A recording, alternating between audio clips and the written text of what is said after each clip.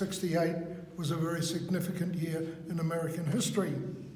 And those days, the fellowship lasted 7 to 8 months. And we were supplied with a car. And our year, it was a Chev. But the previous year had been a Mustang, and we were very disappointed. We didn't get a new Mustang. And we drove coast to coast, not once, but twice. And we visited national parks, and we met some wonderful people beyond belief. And we started off at Princeton. We were there studying Black Power when Martin Luther King was shot, and one of our lasses came in, burst into tears, and the arrogant lecturer broke down, and it was an emotional situation. And of course, the place that we'd been 2 weeks before, which was, we went to see Barnum Bailey Circus, was now concentration camp where they put the people during the riots in, and amazing. And then one of our fellows was with Robert Kennedy when he was shot, and he went for the doctor, and he was told to tell the people that he was all right, he was going to be all right. And he felt so awful about it because he realised he was dead. And then we were coming back, there was all the riots, student riots because of the Vietnam War. And we were coming through Illinois when the riots were on. It was quite a remarkable experience. And we had seminars in Aspen, and I went to the Brookings Institute seminar, and they had to be equivalent to a 2-star general for it, and it's amazing. So what happened after your fellowship? What did you come back to New Zealand and do?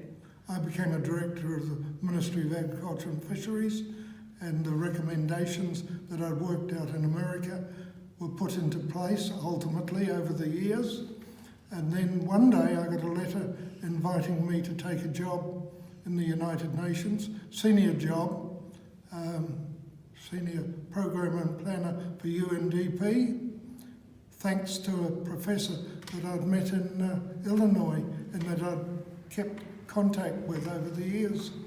And I've worked in Bangladesh 10 times, I've worked in Sri Lanka 10 times, I've been to Singapore 50 times, and I've run 31 workshops for the Singapore Institute of Management, and I'm still working for them after all, and I'm 92, and I learned so much from them.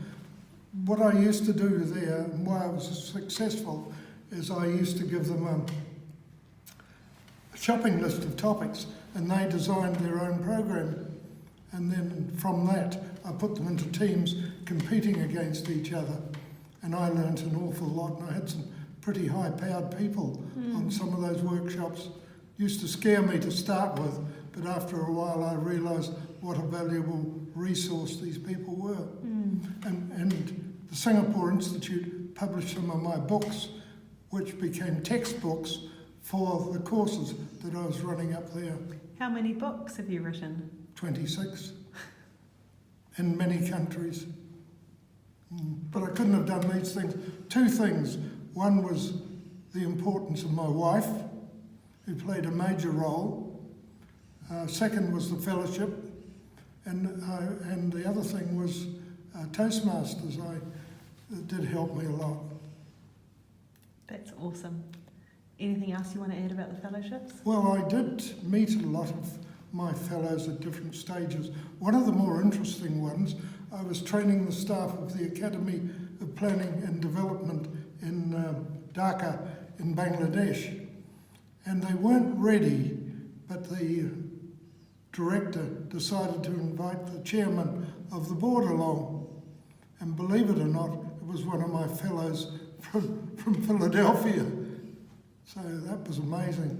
So we went back to the pub, and he emptied the bar, and he told me some amazing stories. But in other countries, I've worked in Sri Lanka for the Chamber of Commerce because one of my fellows was the CEO of the Chamber of Commerce. So I went back there at American expenses. They were paying, it was the USAID program, which I'd attended, by the way, when I was in America, when they were briefing them. And I never thought I'd be running workshops for USAID.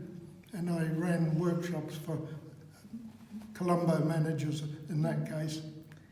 So we've had a few of these dinners now, and you've met the last few fellows from New Zealand. What do you think the future of Eisenhower Fellowships is? It's growing stronger all the time. Can only get stronger. That's awesome. Anything else? I think that's it.